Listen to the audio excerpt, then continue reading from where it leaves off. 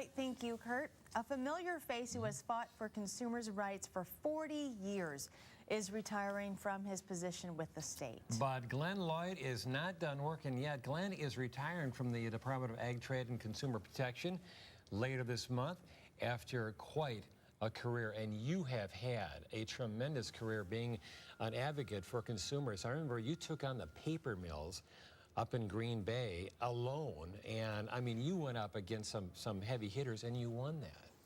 Yeah, we sued some major industry in Green Bay. You know, in Green Bay in the 70s, early 70s, the air pollution was so thick, you could actually brush it off your shoulders like dandruff. And we sued a number of, I personally sued a number of these polluters. We had a week-long stench hearings, and as a result, a lot of the, several of the industries installed air scrubbers. So that's one of the biggest things that I ever attempted, and it worked out pretty good. How has this line of work put you in danger? Because you're not really the most well-liked man, especially for the crooks out there. Well, as you know, reporters, sometimes they look good, but in the hearts they have fear. And one time I was standing out in front of a hotel here in Madison, warning people as they were going into a get-rich-quick meeting, and the people from the meeting came out and assaulted me.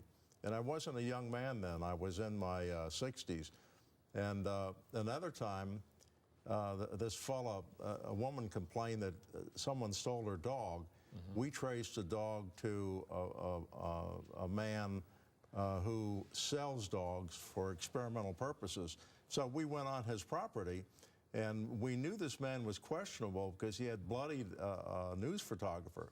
And when I got there, he put a gun on me.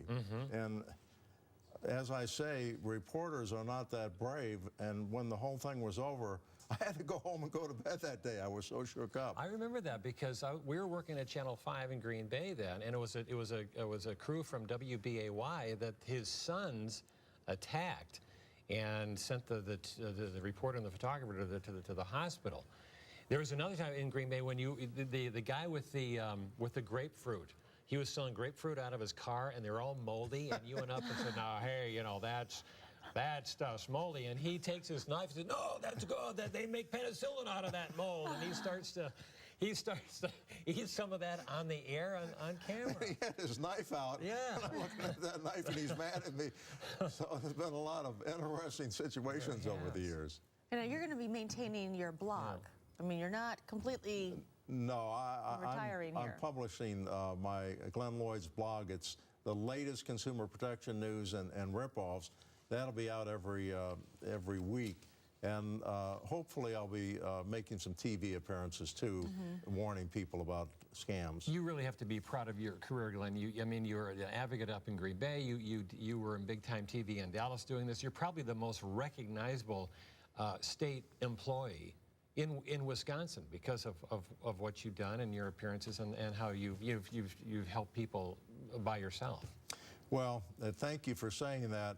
You know, over the years, I've been able to come in contact with 40,000 consumers. Oh, but you know, a lot of those consumers are asking for help, but many of them couldn't be helped, but contacted me because they wanted to help someone else. So I appreciate those consumers wanting to help other people very much. Glen, thank you for all of your years of service. And ode to Glen, do your impersonation. So Charlotte, you don't want to get involved in that. It could be a ripoff. Thank you so much. Do that because you love you, Glen. Glen, thank you so much. Glen was an absolute blast to work with, too, in Green Bay. It was just great. All right. Thanks, Glen. Enjoy your retirement. Yeah, enjoy your retirement. Come on back. You know, door's always open here, so come on over and visit. Thanks. The little Glen Loyd now. You got to read this bump in Glen Loyd's voice, okay? There's a chance for widely scattered showers today. It will be a mild day. Do it. Well, Karen's calling for 78. It could be a ripoff. You know? Can you believe her or not? We'll be right back.